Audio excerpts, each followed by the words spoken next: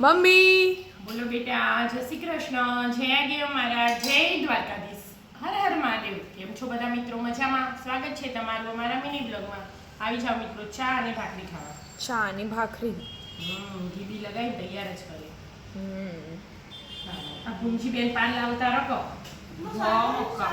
એટલે શ્યામના રોજનું સાયકલની ચાવી રોજ હોતો હોય શ્યામ. હાલ જોઈએ જો. બીજી હજી તો કરવાની પણ આ લોકો ચા પીવા બેહાડી દીધો હા અમે આવી રીતે નેનો હતો ને એના હા ભાખરી કરવાની, એક તવીન છેલ્લી ચડો. અમે નેનો હતો ને આવી રીતે કોઈ ખોઈ જાય ને તો મારા પપ્પા એવું કહેતા કહું હું આવતો હતો ને તે મને રસ્તામાં તમારથી રિયાઈ જતું રહ્યું. મળી ના આવે જય શ્રી કૃષ્ણ, જય કેમ મારા જય શ્રી કૃષ્ણ, જય. બાય. આપો? હા લો. શ્યામ પીને હેડે. શ્યામને તો આવું તારી કાઢ દો એનો. ના મારે તો પછી કાઢો ચા પીઓ સુબહ સુબહ બપોર.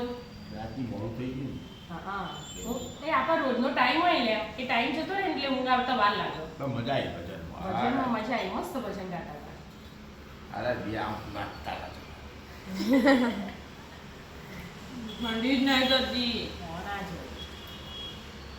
માં ઢાલ ટ્યુશન આજ સવા 7 નું 7:30 વાગ્યા. તો ઘડિયા વહેલી હ 15 મિનિટ હજી 10 મિનિટ વાગ્યા.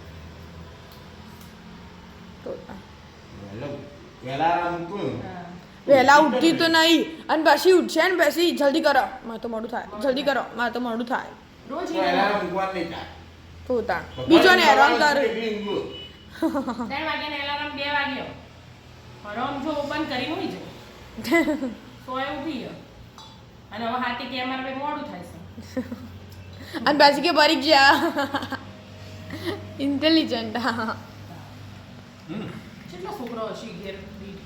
હસી? આવો હા, હસી હસી ના ને મમ્મી હસી. મિત્રો કોમેન્ટ કરજો તમારા ઘેરે આવા નમૂના.